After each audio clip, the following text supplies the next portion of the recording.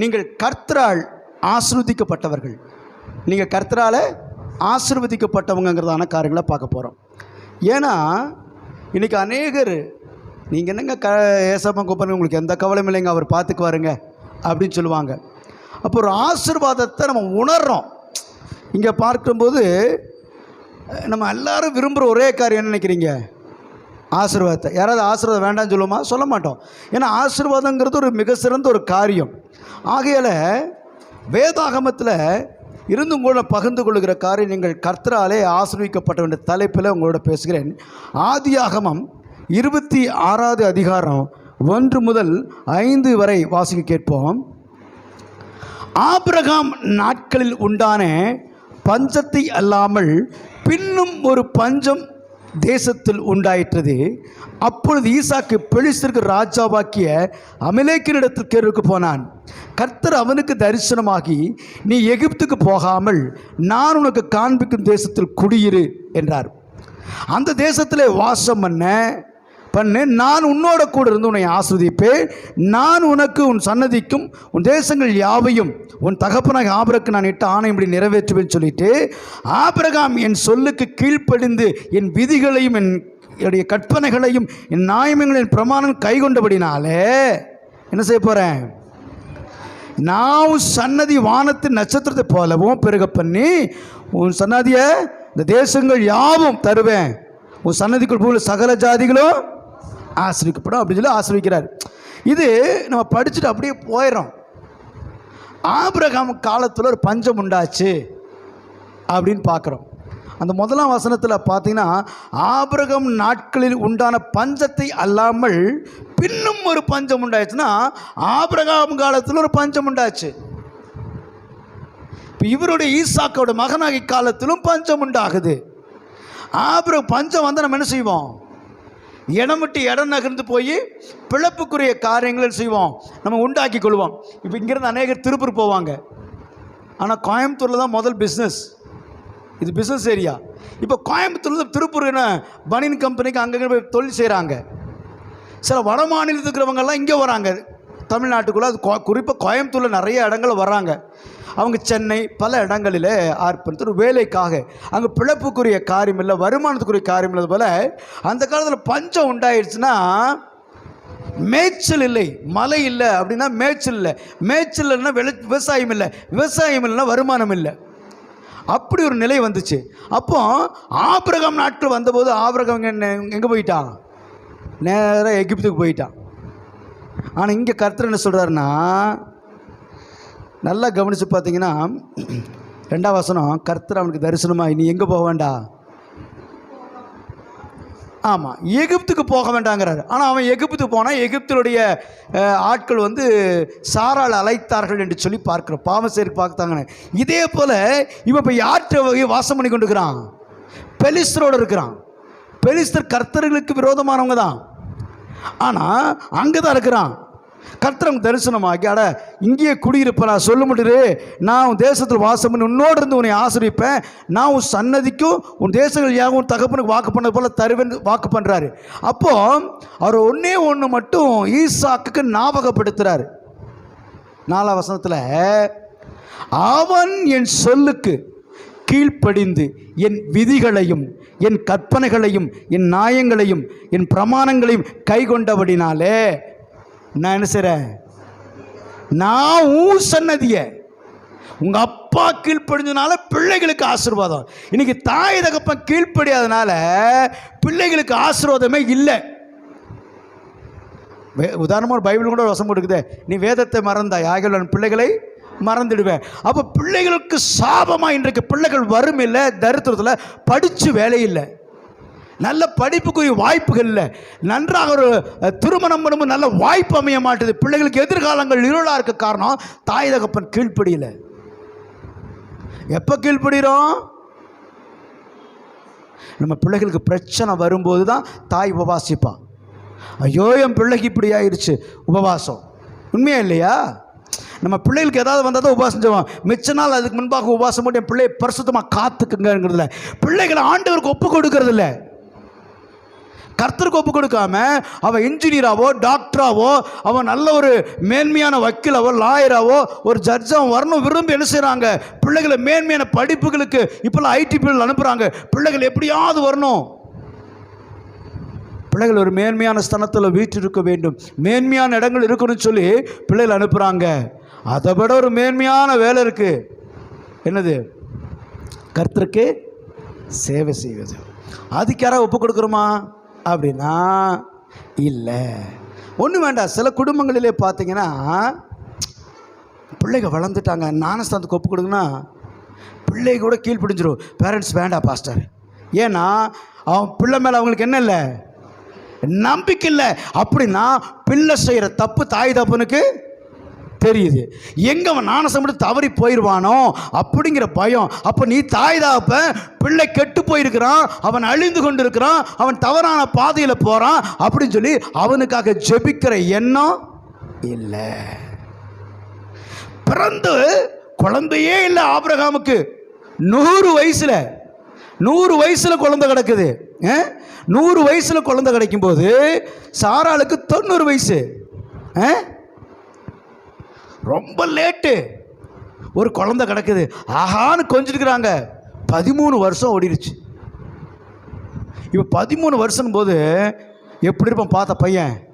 சும்மா கொழுன்னு ஈசாக்கு. ஆண்டவர் சொன்னார், இவனை பலிபீடத்தில் வச்சிரு அப்படின்னாரு. மகன் எனக்கு பலியிடு அப்படின்னாரு. வேதம் சொல்லுது, ஆபிரகாம் அவ்வளோ ஆசையா ஏக்கமாக ஒரே ஒரு பையன்தான். பல பசங்க 10 குழந்தைகள் இல்லை, 5 குழந்தைகள் இல்லை. இன்றைக்கெல்லாம் பழைய காலத்துலலாம் 12 பிள்ளைங்க பெற்றவங்களாம் இருக்கிறாங்க.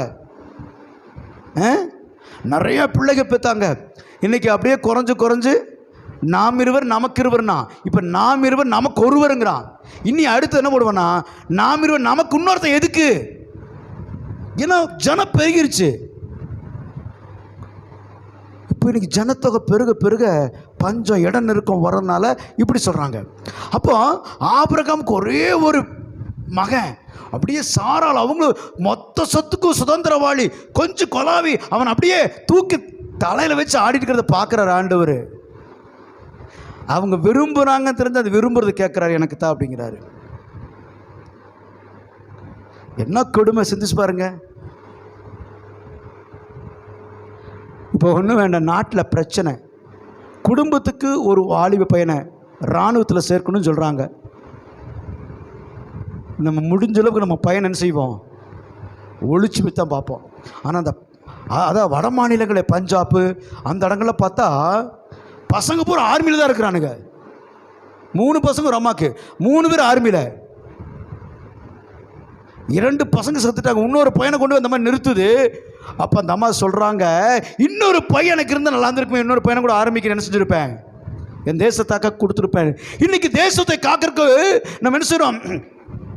திறந்த வாசல் உபவாச ஜெபம் போட்டு ஆண்டவரே தேசத்தை அசையுங்கிற. ஆனால் ஊழியக்காரனுக்கு ஒரு பையன் கொடுக்க மாட்டாங்கிற ஊழியம் செய்வதற்கு.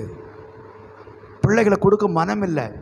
ஈசாக்கை ஆபிரகாம் தேவனுடைய சன்னதில் அந்த பலிபீடத்தில் வச்சு கையை ஓங்குறான், கொண்டு வரலான்னு பலி செலுத்த. ஆபிரகாம் நில்லுன்னு சொன்னார்.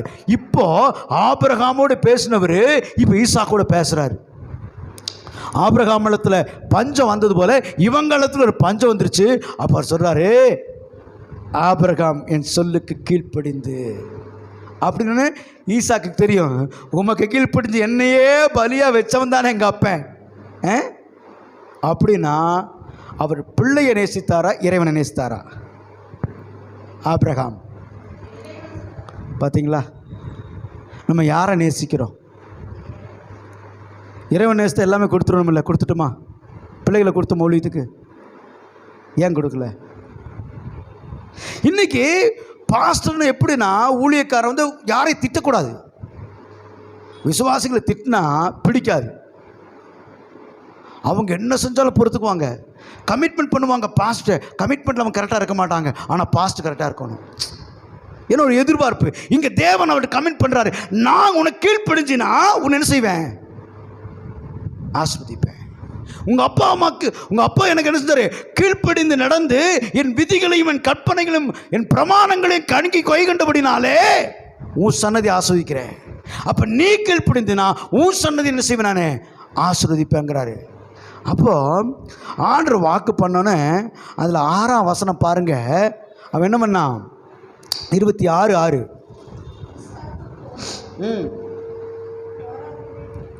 அவன் எங்கே இருந்தான் அங்கேயே குடியிருந்துட்டான், வேற எங்கேயும் போகல. ஆண்டவர் சொல்லிட்டாரு, இன்னைக்கு ஆண்டவர் உன்னை எங்கே இருக்க சொல்கிற அங்கே இருக்கிறது இல்லை. இந்த சபையில் இரு, இந்த வீட்டில் குடியிரு, இந்த இடத்துல வேலையில் இரு. நம்ம அதில் நமக்கு என்ன பிரியமோ நமக்கு பிரியமாக செஞ்சுட்டு பிரச்சனை வந்தால் ஐயோ, தேவன் உன்னை ஒரு இடத்துலேருந்து இன்னொரு இடத்துக்கு கொண்டு போகிறாருன்னா உன்னை ஆசீர்வதிக்க கொண்டு போகிறாருன்னு நினச்சிக்கோங்க. உன்னை அடிமைத்தன வீடாக எகிப்திலிருந்து உன்னை விடுதலை ஆக்குறாரு அப்படின்னா உன்னை ஆசீர்வதிக்க செய்கிறாரு, உன்னை கொண்டு போகிறாரு. அவர் சொந்த தேசத்துக்கு கொண்டு போயிடுவார். ஏன் கானான ஜனங்களுக்கு, இஸ்ரவேல் ஜனங்களுக்கு கொடுத்தாருன்னு ஒரு சரித்திரமே இருக்குது. கானான் தேசம் தகப்பன் யார் தெரியுமா? காம். அவன் யாரு? நோவாவால சபிக்கப்பட்டவன். சபிக்கப்பட்டவனுக்கு சொல்றாரு, நீ சாபமா இருப்ப. அவனை சபிச்சு போட்டு சேம் காம் யாபேத் சேம் சொல்றாரு, ஊ சன்னதியார் அவனை ஆண்டு கொள்வார்கள். அப்போ கானான் தேசத்தை சேம் வம்சத்தில் ஆண்டு கொள்வாங்கன்னா சேம் வம்சத்தில் வந்த ஆபிரகாம் தெரியுமா உங்களுக்கு? சேம் வம்சத்தில் கல்தையர்ங்கிற பட்டணத்தில் இருந்தாங்க. பாபிலோன் கல்தையர் தான், தெரியுமா உங்களுக்கு? அப்போ ஆபிரகாம் எங்க இருந்தாரு? ஊர் என்கிற கல்தையர் பட்டணத்தில் இருந்தாரு. அங்கிருந்து கொண்டு வர சேம்புத்திரன் ஒருத்தனை எதுக்குல? கானானை சுந்தரிப்பதற்கு. அவங்க பிள்ளைகளை, ஈசாக்கு உடைய பிள்ளைகள், யாக்கோப்புடைய பிள்ளைகள், அந்த கோத்திரங்கள் அங்கே போகணும். எங்க? கானானை சுதந்திரிக்கிறதுக்காக ஆண்டவர் அப்படி டூன் பண்ணுறாரு. இப்போ இவர் எங்கே இருக்கிறாங்க? பெலிஸ்தர்ட்ட நிற்கிறாங்க. அவன் எகிப்தில் இருந்தான். ஆபிரகாம் அங்கே இருந்து போகிற, இப்போ எகிப்துக்கு போக வேண்டாங்கிறாரு, பெலிஸ்தரில் இருறாங்கிறாரு. அவன் கேட்டு இருந்தான்னு சொல்லி பார்க்குறோம். இப்போ 12ஆம் வசனத்தை வாசிங்களே, 12-16 வரை வாசித்தீங்கன்னா, ஈசாக்கு அந்த தேசத்தில் விதை விதைத்தான், கர்த்தர் அவனை ஆசீர்வதித்தினால் போதும், அந்த வருஷத்துல 100 மடங்கு. பாத்தீங்களா? எந்த காலத்துல? பஞ்ச காலத்துல எவனாவது விதைப்பானா? ஒரு பிசினஸ் முடிஞ்சிருச்சு, இந்த பிசினஸ் அந்த இடத்துல செல்லாது. அங்கே வந்து ஒரு பிஸ்னஸ் ஆரம்பிக்க சொல்லும்போது நம்ம என்ன சொல்லுவான்? ஏங்க முதல்ல இங்கே ஹோட்டல் வச்சுருந்தாங்க, முதல்ல கார் கம்பெனி வச்சுருந்தாங்க, முதல்ல இந்த பிஸ்னஸ் பண்ணியிருந்தாங்க, முதல்ல இன்வெஸ்ட் பண்ணாச்சுங்க, எல்லாம் போயிடுச்சுங்க, இந்த இடத்துல போய் ஆரம்பிக்க சொல்கிறீங்களே, அப்படி சொல்லுவோமா இல்லையா? ஒருத்தர் விதை விதைக்கிறான்னா அவன் என்னத்தை பார்ப்பான்? பூமி நல்லா இருக்கா, மழை வருமா, விதைச்சா மழைக்குமா, வானத்தையும் பூமியும் தானே பார்ப்பான். ஆனால் ஈசாக்கு வானத்தையும் பூமியும் உண்டாக்கின ஆண்டவரை பார்த்தான். நம்ம என்ன செய்யறோன்னா, சில வேளைகளை நமக்காக சகலத்தையும் உண்டாக்கின காரியங்களை உண்டாக்கின ஆண்டவரை பாராதபடி நம்ம யாரை பார்க்குறோம்? அந்த பிரச்சனையை, அந்த காரியத்தை பார்க்குறோம். இங்கே போனால் கிடைக்குமா, அங்கே போனால் ஆயிருமா, மனுஷ சுய புத்தியில் ஓடுறான், ஆசீர்வாதம் கிடைக்காது. காரணம், ஈசாக்கு அந்த தேசத்தில் விதை வச்சோன்னா சும்மா விதைச்சா அறுவடை செஞ்சாங்கிறது ஒரு நார்மல். ஆனால் ஒரு விதைங்கூட வெறுமையாக போகாதபடி 100 மடங்கு, 100க்கு 100 விதைச்சது ஒன்றுமாக சொத்தையா போகலை, வெறுமையா போகலை, பூச்சரிக்கல, பூமி கெட்டு போய் தானியம் கெட்டு போகாம வரல, செழிப்பு 100க்கு 100. நீ கர்த்தருடைய வார்த்தை கேட்டு கீழ்ப்படிப்பது 100க்கு 100 தான் மார்க்கு. நமக்கு 100க்கு 100 தான் எல்லாமே. பாதி குறைஞ்சதில் வாங்கவே கூடாது. எங்கேயோ நம்ம மிஸ் ஆகிற, அதை சரி பண்ணணும். உண்மையா இல்லையா?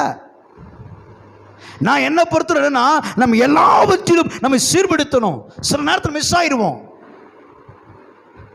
உதாரணத்துக்கு, எல்லாரும் வாழ்ந்தாங்க நானும் வாழ்ந்தாங்கிற வாழ்க்கை கிறிஸ்தவ வாழ்க்கை அல்ல. ஒரு வித்தியாசமான வாழ்க்கை வாழ்வதுதான் கிறிஸ்தவ வாழ்க்கை. சில பேர் சொல்லுவாங்க, நான் ஒரு எனக்கு தெரிஞ்ச ஒரு பையன்ட்டு பேசினேன். 10th தம்பி எப்படா பாஸ் ஆயிடுவியா, மார்க்கில் வந்துருமா, நல்லா மார்க் எடுத்துருவியா அப்படின்னு அவன் சொன்ன ஒரு வார்த்தை என்ன தெரியுமா? பாஸ் ஆயிடுவேன். என்ன ஆயிடுவேன்? ஆனால் மார்க்கை எதிர்பார்க்க முடியாது. அது அவனுக்கு ஒரு சந்தோஷம், பாஸ் ஆகிட்டேன்னு.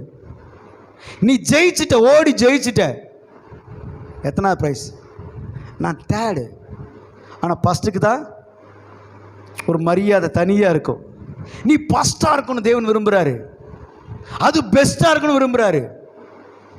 நம்ம போடுற ட்ரெஸ் கூட குவாலிட்டிஸ், நல்ல குவாலிட்டியான ட்ரெஸ், குவாலிட்டியான காரியம் நம்ம இடத்துல உண்டாகணும். நம்ம ஃபுட்டு சாப்பிட்ற ஃபுட்டும் கூட நிறைவாக இருக்கணும், குறையாக இருக்கக்கூடாது. நல்ல குவாலிட்டியான சாப்பாடு. நம்ம பேசக்கூடாதுமா, இங்கே வந்தால் பேசக்கூடாது, கவனிக்கணும். தேவனுடைய ஆலயம். அதனால் நல்லா கவனிங்க. பெஸ்ட்டு நமக்கு தேவன் கொடுக்குறது உண்மையான முதன்மையான காரியமாக இருக்கணும். இங்கே ஈசாக்கு அந்த தேசத்தில் விதைத்தார், தேவனை அவர் ஆசீர்வதித்தார். அந்த வருஷத்தில் 100 மடங்கு அப்படின்னா குவாலிட்டியான அதான் இருந்திருக்கும். இல்லைன்னா இது குவாலிட்டி கம்மியாகும்போது நம்ம என்ன செய்வோம்?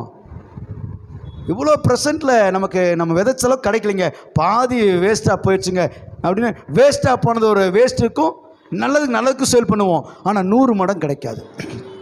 காரணம் அது மட்டுமல்ல, கர்த்தருடைய சொல்லு கேட்டு எங்கே இருக்க சொல்கிறாரோ, உன்னை எங்கே கொண்டு போய் கர்த்தர் வைக்கிறாரோ அந்த இடத்துல இரு, ஓடாத. நம்மளால் இங்கே வேலை செஞ்சுருப்பான், அவனுக்கு ஒரு 25,000 30,000 சம்பளம். ஒரே ஒரு அல்வா தொண்டை கொண்டு போய் அடுத்த கம்பெனியில் அந்த பிசாசு ஒட்டும். அந்த கதை உங்களுக்கு தெரியுமா? அல்வா கதை. ஒரு நாள் ஒரு பாஸ்டர் ஹோட்டலில் சாப்பிட்டுட்டு அப்படியே வெளியே வந்தாராம். வெளியே வரும்போது சாத்தா உள்ளே போனானா. இவருக்கு ஒரு ஆச்சரியம், இதோட வம்பா இருக்குது, நம்ம சாப்பிட்லாம், பிசாசு எங்கடா ஹோட்டலுக்கு போகிறான்ட்டு, ஏய் சாத்தானே உனக்கு இங்கே என்ன வேலை அப்படின்னானவா. அது சொல்லிச்சான், எனக்கு இங்கே வேலை இருக்குது, ஹோட்டலில் வேலை இருக்குது. என்ன வேலை? நீ வா கொஞ்சம் உட்காந்து பாரு, இந்த 4வது டேபிளை பாரு, அந்த 5ஆம் டேபிளையும் பாரு, வித்தியாசம் தெரியுனாரான். இவருக்கு ஒன்றுமே தெரியல, வந்து உட்காந்து பார்த்தாராம். அந்த 4வது டேபிளில் பார்த்தீங்கன்னா இந்த சாம்பார் பாத்திரம் இல்லை ஒரு இதில் வச்சுருப்பாங்க பார்த்தீங்களா, எல்லோரும் டேபிளில் சாப்பாடு சட்னி அதை எடுத்துகிட்டு போய் தான் ஒவ்வொரு சர்வ் பண்ணுவாங்க. அந்த 4வது டேபிளில் இருக்குது. இப்போ 5வது டேபிள் ஒருத்தர் உட்காந்துக்கிறான். டேய் சொன்ன தோசை என்னாச்சுரா அப்படின்னு கேட்குறான் அவன். தோசை வச்சாச்சு, இப்போ அடுத்து சாம்பார் ஊற்றணும். இந்த சாம்பார் எடுக்க போகும்போது எடுத்துகிட்டு போகிற டைம்னால செவுத்த பாருன்னு காட்டிச்சான். அங்கே தூண்டு அல்வா ஒரு துண்டை நான் ஒட்ட வைக்கிறேன் பாருன்னு அல்வா ஒட்டிச்சான். இப்போ அல்வா அங்கே இருக்குது. ஒரு இனிப்பு அங்கே இருந்தோன்னே என்ன வரும்? எறும்பு ஈ வருமா?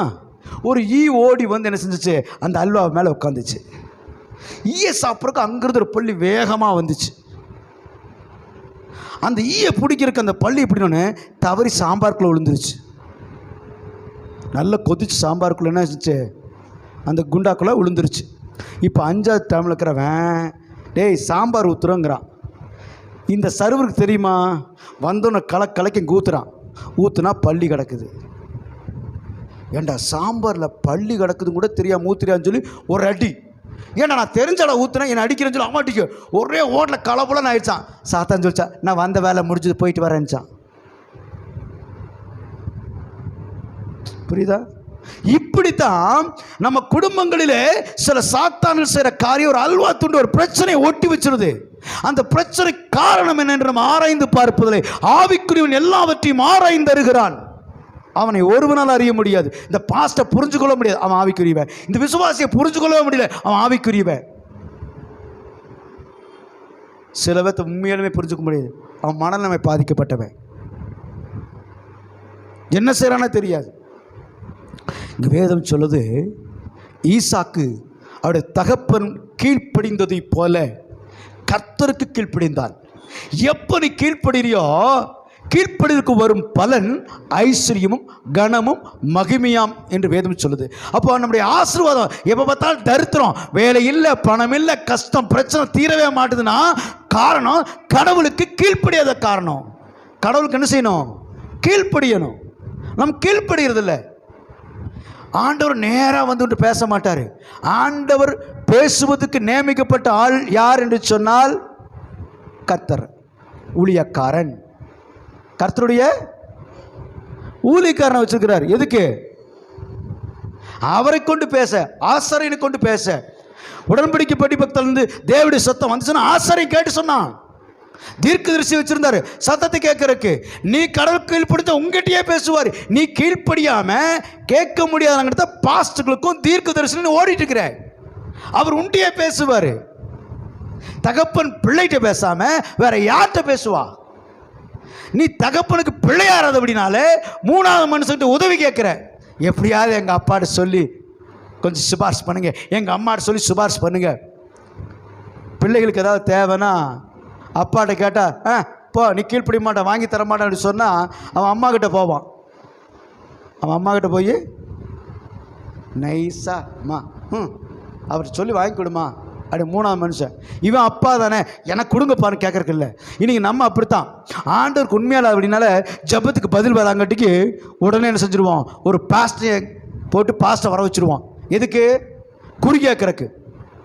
இப்போ பாஸ்டர்களை குறி சொல்கிற ஆளுங்க. பாஸ்டர் ஒரு தொழில் செய்கிறேன், ஒரு பிஸ்னஸ் பண்ணுறேன், வந்து ஜெர்மனி பாருங்க. என்னத்தை பார்க்கணும்? ஜெர்மனி அங்கே சாத்தான் இருக்கிறானா? உங்கூடையே இருக்கிறானே, அதை துரத்தாம நீ வந்து அங்கே வந்து என்ன பண்ண போற? உங்ககிட்ட இருக்கிற கீழ்ப்படியாத சாத்தானை நீ துரத்தாதபடி ஆசிரியர் உனக்கு இல்லை. நீ என்ன தலைகளை நின்னாலும் கர்த்தர் நீ வாக்கு பண்ற ஒரு சொல்லு நீ நிறைவேற்ற முடியல, தேவனுடைய பிரமாணத்தை நிறைவேற்றாம உன் ஆசீர்வாதம் வரும் நினைக்கிறியா? கர்த்தருடைய ஆசீர்வாதமே ஐஸ்வரியத்திலும் அதனோடு வேதனையை கூட்டார். அப்போ உனக்கு சம்பளம் வந்து நல்லா சம்பாரிச்சு நல்ல விருத்தி அடைய வேண்டிய காலத்தில் உனக்கு ஏன் 10ல் உன் வருமானம் வட்டிக்காரனுக்கு போதா? ஆஸ்பத்திரி செலவுக்கு போதா? வேண்டாத செலவுக்கு போதா? ஒரு அவசரமான சம்மந்தமில்லாத செலவுக்கு போதா? இல்லை உன் பணத்தோட வஞ்சித்துட்டானா, ஏமாத்திட்டானா அப்படின்னா நீ கடவுளுக்கு கீழ்ப்படியல. அது கர்த்தருடைய ஆசீர்வாதம் இல்லை. உலகத்துக்குரிய எல்லா மனுஷனையும் ஆசிரியருக்கு போல ஆசிரிச்சிட்டாரு. கர்த்தருடைய ஆசீர்வாதம் வேதனை இல்லாத ஆசீர்வாதம். அது திருப்தியாக இருக்கும். நீ சாப்பிட்ற சாப்பாடு திருப்தியாக இருக்கும், மனரமியமாக இருக்கும். 10ம் பத்தாம சாப்பிட்டு வகுத்தை கட்டி வாயை கட்டி கடன் கட்டுறது வரதெல்லாம் வட்டிக்காரனுக்கு போகுதுன்னு சொன்னா நீ கிறிஸ்தவன் அல்ல. வாசல வட்டிக்காரனுக்கு போகுதுன்னு சொன்னா நீ எங்கேயோ மிஸ் ஆயிட்ட, தேவனுடைய திட்டங்களுக்கு விலகி போயிட்ட, கர்த்தருடைய கட்டளை மீறி போயிட்ட. ஏன்னா வேதம் சொல்லுது 28:1 சொல்லுது, இன்றும் தேவனாய் கர்த்தர் விதிக்கிற கட்டளை செய்ய மிகவும் கவனமாயிருந்து அவர் சத்தத்துக்கு உண்மையா செவி கிழிப்பியானா இப்ப சொல்லப்படும் எல்லா ஆசீர்வாதமும் மேல வந்து பழிக்கும் அப்படின்னு உபாகம் 28:1 சொல்லுதா? அது கீழே படிச்சுட்டே வரும்போது பார்த்தீங்கன்னா, நீயோ அநேக ஜாதிகளுக்கு கடன் கொடுப்பாய். கடன் அப்படின்னா நீ கடன் வாங்குற, உன் பிரச்சனை தீர மாட்டுதுன்னு சொன்னால், உன் தரித்திரம் உன்னை விட்டு போக மாட்டுது, உன் வறுமை உன்னை விட்டு போக மாட்டுது, உன் கடன் பிரச்சனை தீர மாட்டுது அப்படின்னா நீ கடவுள் கீழ்ப்படியலன்னு அர்த்தம். அப்போ கடவுள் கீழ்ப்படினால் வரும் பலன் ஐஸ்வர்யம். அப்படின்னா ஐஸ்வர்யங்கிறது பலவிதமாக, பணம் மட்டும் ஐஸ்வர்யம் இல்லை, சுகம் ஐஸ்வர்யம்தான், தேவனுடைய திட்டங்களும் கூட ஐஸ்வர்யம்தான். ஜெபிக்க முடியல, வேதம் வாசிக்க முடியல, ஏதாவது ஒரு பிரச்சனை வருதுனாலும் அது ஐஸ்வர்ய குறைவு தான். அதுக்கு நான் சில நாட்கள் இப்போ எனக்கு இந்த கண் ஆப்ரேஷன் பண்ணாங்காட்டி இந்த பைபிள் படிக்க முடியாது, அதனால இப்போ செல்லு வச்சு நான் பேசிக்கிறேன். அதுக்கு ஆண்டசமத்தில் அழுகிறேன், இது எனக்கு ஆசீர்வாதம் இல்லை, எனக்கு ஆசீர்வாதத்தை கொடுங்கன்னு கேட்குறேன். காரணம் என்ன? என் ஆசீர்வாதத்தை நான் அனுபவிக்கணும். உயின் கையின் பிரயாசத்தை நீ சாப்பிடுவாய். வட்டிக்காரன் சாப்பிடுவான், ஹாஸ்பிட்டலில் சாப்பிடுவான், மற்றவன் சாப்பிடுவான்னு எழுதப்படலை. அப்போ நம்முடைய ஆசீர்வாதம் நம்ம உட்கொள்ள வேண்டும்னா தேவனுடைய கட்டளைகள் இப்படி வேணும். ஆக தான் ஈசாக்கு கருத்தை சொல்றாரு, உன்னுடைய அப்பா ஆபிரகாம் என்னுடைய கட்டளை கீழ்ப்பிடிந்து நீதி பிரமாண நியாயங்களை செய்தபடினாலே உன் சன்னதி நான் ஆசீர்வதிக்கிறேன் அப்படின்னா அவன் ஆண்டவர் பேச்ச நம்புனா, விசுவாசித்தான், கீழ்ப்படிந்து அங்கே இருந்தான். வேதம் சொல்லுது 13ஆம் வசனத்தில், அவன் ஐஸ்வரமாகி வர வர விரித்தடைந்து மகா பெரியவனானான். என்ன ஆயிட்டான்? ஒரு அந்நிய தேசத்தில் போய் நின்று அவன் என்ன செஞ்சுட்டான்? பெரியவன் ஆயிட்டான். அவனை பார்க்குறவங்களாம் ஐயோ இவ்வளோ வளர்ந்துட்டான், செல்வ சீமானா இருக்கிறான் அப்படின்றாங்க. அது கீழே படித்து பார்த்தீங்கன்னா, அவனுக்கு ஆட்டு மந்தையும் மாட்டு மந்தையும் அநேக பணிவிடக்காரும் இருந்தபடினாலே பெலிஸ்தர் அவன் மேல் பொறாமை கொண்டு. பார்த்தீங்களா, நம்முடைய வளர்ச்சி பார்த்து அநேகர் பொறாமை பண்ணும். நம்ம பொறாமப்படுறபடி வாழணும். ஆனால் நம்ம எப்படி படுறோம்? எனக்கு முதல் நான் ரட்சிக்கப்பட்டு ஒரு சர்ச்சில் இருக்கும்போது முதல் வாக்கு தத்துவம் நீதிமொழிகள் இன்னும் ஞாபகம் இருக்கு. அதில் ஒரு வசனம் வச்சு, நீ பாவிகள் மேல் பொறாமை கொள்ளாமல் நீ நாடோறும் கற்றப்பட்டு பயத்தோடு நிச்சய முடிவுண்டு உன் நம்பிக்கை வீண் போகாது அப்படின்னு. இன்னும் எப்போ சொல்லப்போனால் ரட்சிக்கப்பட்டது வந்து எனக்கு கணக்கெடுத்தா ஒரு 40 வருஷம், 40 35 வருஷம் 38 வருஷம் இருக்குன்னு வச்சுக்கலேன். பாருங்க, ஒன்றும் ஞாபகம் இருக்குது. ஏன்னா மறக்கலை. ஏன்னா வேதம் சொல்லு, இன்னைக்கு நம்ம அநேகர் மேலே பாவிக்கு மேலே பொறாமப்படுறோம். ஆண்டவரே, உண்மை அவன் நேசிக்கிறவன் அல்ல, உண்மை வணங்குகிறவன் அல்ல, உமக்கு விரோதமானவன். அவன் பாருங்க எப்படி வளர்ந்துருக்கிறான். நான் உமக்காக ஆண்டவரே எப்படியெல்லாம் உபாசிக்கிறேன். 2 பேர் ஜெபம் பண்ண போனாங்கல்ல, யார்? ஆயக்காரன் பாவி மாதிரி நம்ம என்ன செஞ்சுட்டு இருக்கிறோம்? அவனை பார்த்து, ஆண்டவரை அவனை பாருங்க ஆண்டவரை, உம்மை வணங்குறவன் அல்ல, உம்மை நேசிப்பவன் அல்ல, அவன் எப்படி பிசினஸ் பண்றான், அவன் எப்படி வளர்ந்துருக்கிறான், அவனை பார்த்தீங்களா? பாவி மேல் பொறாமை கொள்ளாதே. அவன் பாவிங்கிறாரு, அப்ப நீ யாரு? நீ நீதிமான். மகா பாவிதான். நீ கடவுள் கீழ்ப்படினா மகா பாவிதான். அவ பாருங்க, நீ நீதிமான் அப்படின்னு அவர் என்ன சொல்றாரு? பாவி மேல பொறாம கொள்ளாதரா, உன்னை பார்த்து அவனுங்களை பொறாமப்படும்படி ஆசீர்வதிக்கணும். என் வார்த்தைக்கு நீ என்ன செய்யணும்? கீழ்ப்படியும். அநேகருடைய ஆசீர்வாதத்துக்கு குறைவுக்கு காரணம் தேவனுடைய வார்த்தைக்கு கீழ்ப்படிவதில்லை, தேவனுடைய கட்டளை கீழ்ப்படிவதில்லை, வேதாகமத்தினுடைய வாழ்க்கை இல்லை, வேதாகமம் சொல்லுற வார்த்தைப்படி நடக்க இல்லை, பிரசங்கத்தை கேட்டு அவைப்படி நடக்கிறது சுய இச்சையை போல நமக்கு என்னெல்லாம் தோணுதோ என்னெல்லாம் செய்யறோமோ அதையெல்லாம் செஞ்சுட்டு, ஆண்டவரே என்னை ஆசீர்வதியும் ஆசீர்வதியும். எங்க போய் ஆசீர்வதிக்க முடியும்? ஓட்ட பானை எடுத்துட்டு போய் ஆண்டவரே இதில் போடுங்க, ஆண்டவரே இதில் போடுங்க. எவன் போடுவான்? எந்த முட்டாளும் போட மாட்டான். ஓட்ட ஜாப்பில் பணத்தை இதில் போடுங்க, பணத்தை இதில் போடுங்க, எவன் போடுவான்? உன்னுடைய பாவம் உன் ஆசீர்வாதத்தை ஓட்டையாக்கிறங்கிறதுக்கு அது ஒழுகி வெளியே போயிடுது. அது உனக்கு பற்றாக்குறையா இருக்கிறது.